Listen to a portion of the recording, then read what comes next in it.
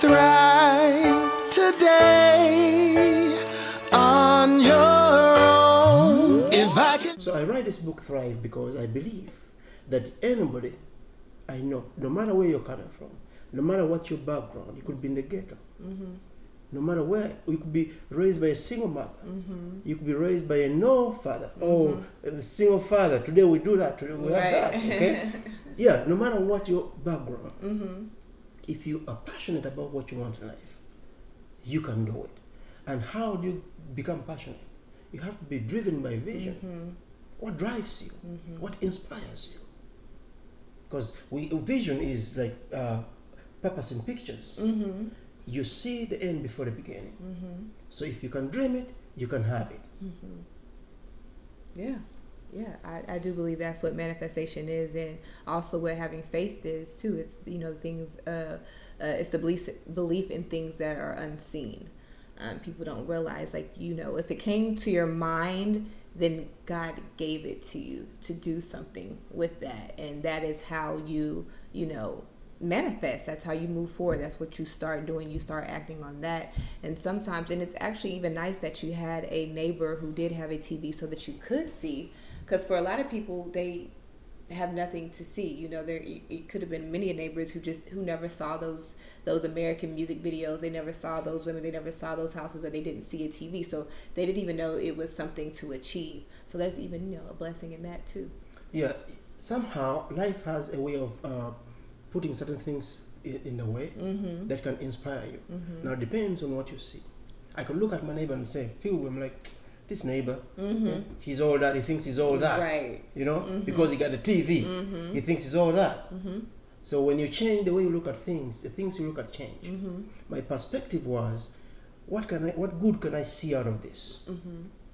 Some people look at other people who have things and they hate them. And they say, those people, they steal from us. We don't want them. Yeah. Look at that guy driving a nice car. Yeah. They're stealing from us. Oh, look at that guy with that nice house.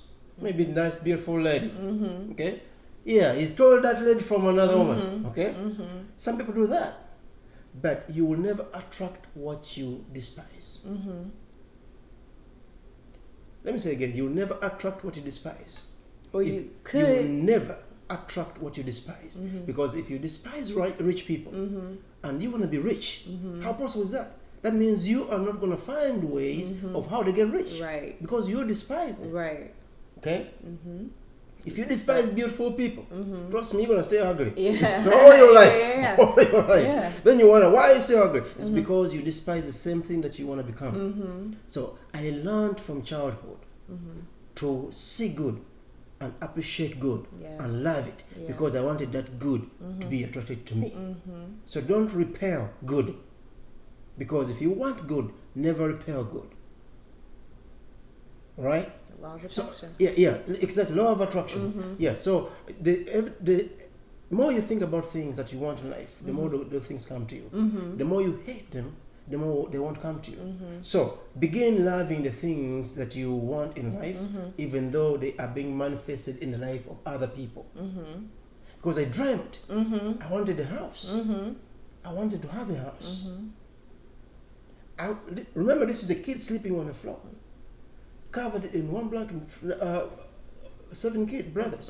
We were covered, sweating like chicken. I don't know if you've ever seen a chicken sweating, but we were sweating. We were sweating. Sweating, though, definitely. It was just uncomfortable. Very uncomfortable. Yeah. But that's the only way we could protect ourselves from malaria. That's the only way. And when I decided to change my life, I talk about empathy in my book, the importance of empathy, being empathetic. Right from, I believe leaders must lead as an example for empathy. Because to be in a position and to be in the function are two different things as a leader. There's the lead, the position, and the leader, the function. So if you are in the function as a leader, you must be empathetic to people. That means you must be willing to be part of laws, policies that look out for the people, not for your bottom line. I learned that as a child. Having gone through this suffering and pain, I learned to be empathetic to other people because I've been there. I've lived it. I've slept hungry without food and began shaking. Not because I was sick, not because I didn't want to eat, because I couldn't find food. The poverty that I'm talking about is when you go around the village, you pick greens from the street. Some of these were people peeing on them, but you pick them, that's the only thing you could find. You cook them, and you don't have salt to put in them. So you have to go to your neighbor and ask for salt. And they were generous. They would never give you sugar, but they give you salt. So get your hypertension high. You know, or kill yourself with hypertension. Right. Yeah, they will give us salt. That's the kind of poverty. So growing up, I saw that poverty was not ceasing. It was going nowhere. So in my team, I teamed up with United States Agency for International Development. Okay. To help communities that were suffering of HIV/AIDS. They thought this was witchcraft. People were dying like nobody knows. Yeah. And they thought it was witchcraft. So I said, you know what, this is not witchcraft. I've been informed already. Knowledge is key. We'll talk about knowledge. You know, I talk about knowledge in my book. Okay. Knowledge is key. Ignorance is the reason why most people fail. So my people were dying because of ignorance. And what did I have to offer? No money. But I had the vision and the desire and the passion to help them. Sometimes you don't need money. Actually, if you are going to do great things, you don't need money. You need passion and vision. Your vision, I think it was Steve Jobs who said that if you are working on something that you love and care about, you will not be pushed to do it. But your vision and passion will cause you to do it. You wake up in the morning and just do it. Nobody's pushing you. So that is how I was. I knew I was poor. And I had been poor before. I knew it. I knew how it felt to be poor. So I wanted to help my people. So I teamed up with the United States Agency for International Development. And through a television ad, I had the television ad saying, young people who are willing to come and help, please come. I said, here I am. I wasn't doing anything. So I went, teamed up with them, and we began educating communities about HIV/AIDS and poverty eradication in my community and the whole country. As I was young, but I was already working in my vision, helping other people to get what they want. Sometimes when you have no idea how far you can go when you let go of your needs and you find the reason why you're needed. Most of us are looking for our needs. Give me that. Give me, let me get mine. Let me get mine. The moment you stop getting mine and seeing why am I here for, who can I serve, who can I help, who can I give, the more people you help, the more help comes to you. I saw that. The more people I helped, the more help came to me. I traveled the whole country on not my money, but on the agency it was providing. They took us out of my country for conferences, not on my money, because on their money, because I was helping people. When you find something that meets the needs of other people, your needs will be met. Agreed. Find it. Agreed. Find it. Agreed. There's a author as well, Marianne Williamson, and she's really good about just being really advanced in just her beliefs on faith and humanity.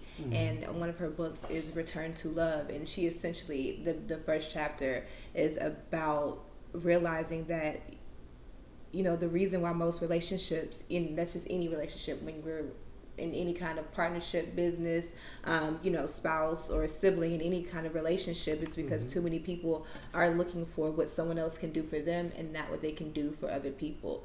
Too many people want to receive love, but they don't want to give love. So, you know, I think that goes to say, again, you say people, it's not what I need, it's what other people need, and you will be met in that way. And I think truly where you also find the most peace is when you continue to satisfy, you know, and help other people, and you realize that's kind of your purpose here as a being. You know, that's why you're here on this plane, is to help everyone and help the collective evolve. Yes, I agree, because people will always remember you for what you do for them, not what you do for yourself.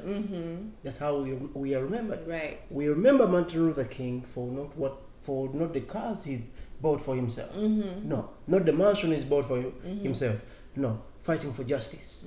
That's for who? For everybody. That one day, these little boys, young boys, white boy and black girl, walk down the street, okay, and you'll be judged by the content of your character, not the color of your skin. That was his passion and his dream for other people. We remember Mahatma Gandhi, okay. Yes, we remember this guy from South Africa, Mandela. Mandela. All these great people. We don't remember them for what they did for themselves, but for what they did for humanity, and that is how you can be remembered.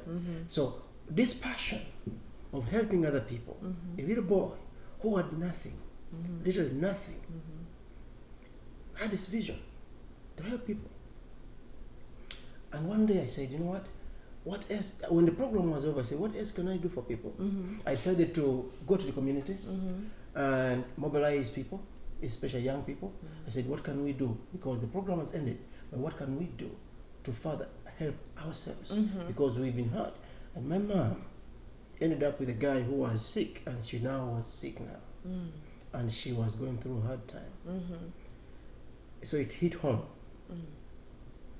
It hit home that I had no option but do something about it. Sometimes you're going to find yourself in situations whereby things hit home. It's no longer too far from you. Yeah. It hits home. Quite literally. Yeah. You thought it was your neighbor who didn't have a job. Now it's you. You thought it was your neighbor losing the house. I write that in my book, How I Lost My House. Now it's you. What do? That's when you must find your purpose, what you can do for others, so that others can benefit, and in the process you will benefit. So I started the organization called Save the AIDS Orphanage Ghana with my young brother. And the vision was to build a hospital and a school for the impoverished people. And we didn't have money, we had a vision. A thing that you can do with your money is not a dream. Dreams, you can't afford to pay for them. You need other people to come in. More effort. If you can pay for your dream, it's not a dream. That's an ambition. It's your car, it's your house. If you can pay for it. Dreams outlive you. Okay, visions outlive you. Okay, they leave a legacy. Today I could die. You know why? Because there's something that I did for humanity without money. Some people wait to get great, to get started. I didn't have to wait to be great. I just started with what we had. Start with what you have, and you will be great. Don't wait. Don't wait too long. Say, I wait to start a school to help these people. When I get money, you'll never get the money. Okay? That's why you're still waiting. Okay, you'll never get it. Start somewhere. Use what you have and not what you wish you had, and do something with it. You'll be surprised how much you can do if you take that step and help somebody. So we started the organization, and I came to America. When I came to America, through that organization, I had an opportunity to come to America. If I had not started this organization, I wouldn't have had the opportunity. But it was through helping other people. There are more opportunities. Opened up. Don't hold on to opportunities. They're right where you're standing. But can you see them? Can you see them? Give. Receiving is not a problem, but giving is the hardest thing. People don't like to give. They want to receive. I want to receive. I want to receive. When your spirit is of a giving spirit, it reciprocates back to you. You will receive back even more than what you gave. So as I speak, that organization, we were able to find a founder who said, stop looking for money. I want to build this school, and I want to build a hospital. Cash. I don't need nobody's money. I feel I want to give back to. So a giver found a giver, and a miracle was produced. Today, thousands of women have been helped in that hospital, and children have been educated. Why? Because there were two young little boys who grew up in poverty, who didn't see life as it is, but they saw life as it could be. And we dreamt and we believed that nothing is impossible, and we did it. Maya Angelou said, though you might be defeated, though you may face defeats, don't never accept to be defeated. We refuse to be defeated by our past. So don't let your past hinder you to achieve what you should get in your future. Because the most important thing that I write in my book is for you to get your future. What is the purpose of life if you can't get your future? What are you doing? Yeah. If you cannot get your future, that means you have not lived to fulfill your purpose in life. You must be willing and determined, do everything possible to help somebody, and somehow help will come to you. If I can do